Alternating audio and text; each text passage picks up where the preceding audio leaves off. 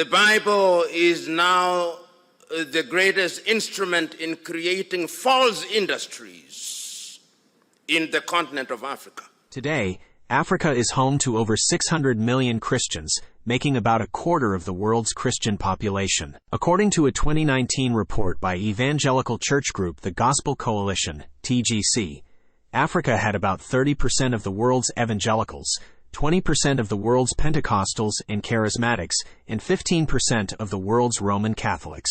This is in addition to the large Orthodox Christian population in the Eritrean and Ethiopian Orthodox Tewahedo churches and the Coptic Orthodox Church of Alexandria, Egypt. While many attribute the spread of Christianity in Africa to colonialism, the origins of the religion on the continent actually date much further. Today, travel across the continent, and I do,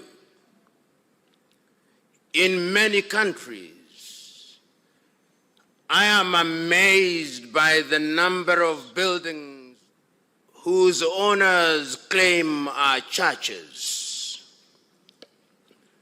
In a distance of 1 kilometer, you will see different denominations. The Bible is now the greatest instrument in creating false industries in the continent of Africa. And that is not to be celebrated. It is to be frowned upon.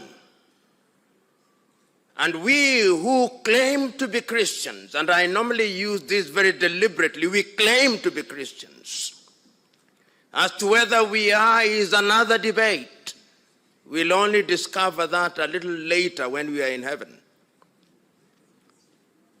And therefore, when we talk about rediscovering, we are saying that it was once discovered. But let us situate the Bible in its proper place.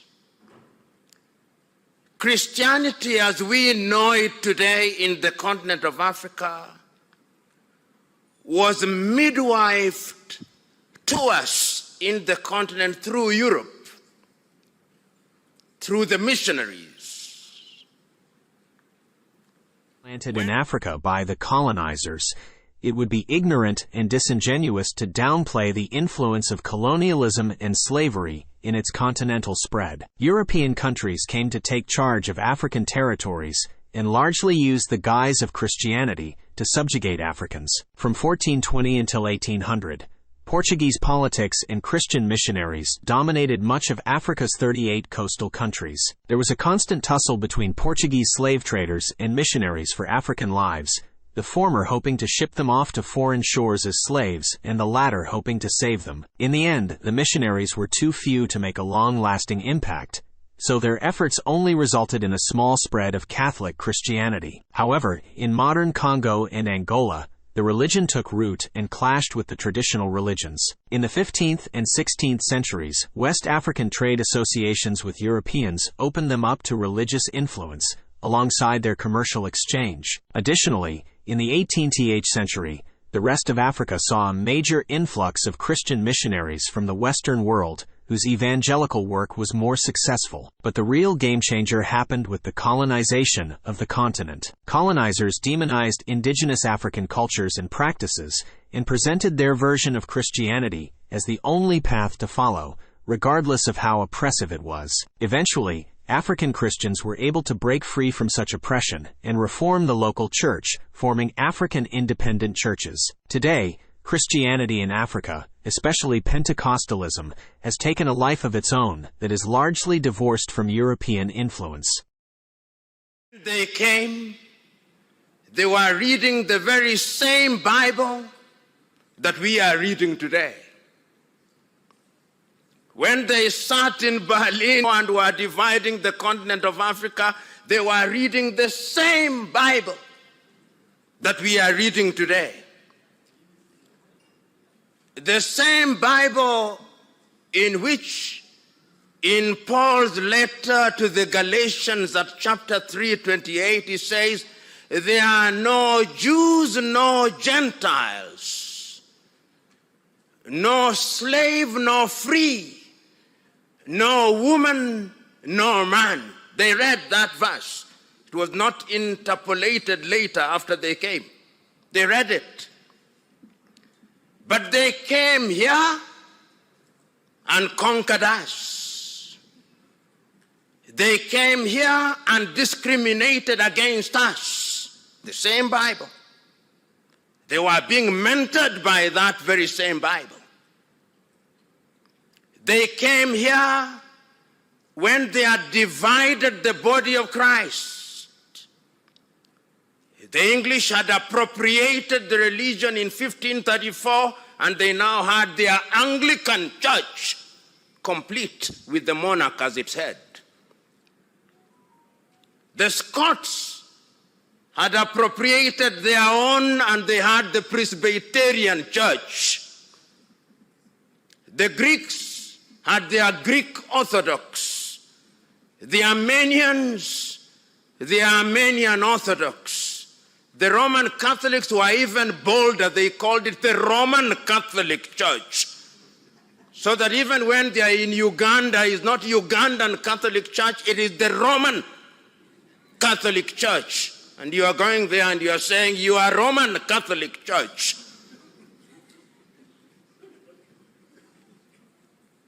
In apartheid South Africa, they are the Dutch Reformed Church, which became the foundation stone upon which apartheid was articulated in 1948 by Hendrik Verwoerd and his cohorts. So the Bible has been misused. Don't be cheated. Let's not be nice to each other because we are Christians. The Bible has been misused. It has been used to support slavery. It has been used to support colonization. It has been used to pervert the truth. That is the Bible that we are saying we ought to rediscover. So when we are gathered here as Christians and we are talking about rediscovery of mentorship in the Bible, we must have a spirit that is a questioning spirit. When His Grace was preaching to us, he said, we must always be nice before we are good. Not always. And I've always talked about two approaches to be found in the Bible. One is of John the Baptist and Herodias. It's a dangerous path where you go out into the public and condemn evil.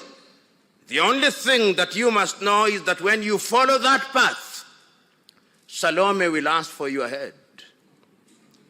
But there are circumstances when it is necessary. Then there are circumstances when it is necessary to follow the path that His Grace has suggested. Read the conversation between Nathan and David and what he did to the wife of Prophet Uriah. He comes and tells him, in this place there was a person who had a lamb. Circumstances define which method you use. And in a forum such as this, we now live in a world where, as Christians, we are also very pretentious. We don't speak the truth as it ought to be spoken. And when I read the Bible sometimes as a Christian, I ask myself, what kind of Christian would I be